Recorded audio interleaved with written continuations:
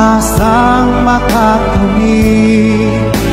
Hindi tayo pababayaan ng Diyos sa langit.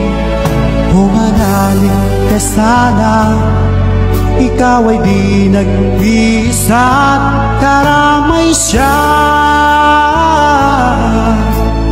Oh, oh.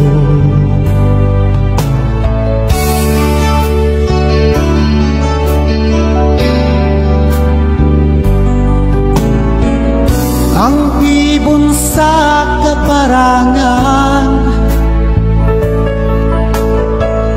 minsan may di inaligdan, higit na niyang minamahal.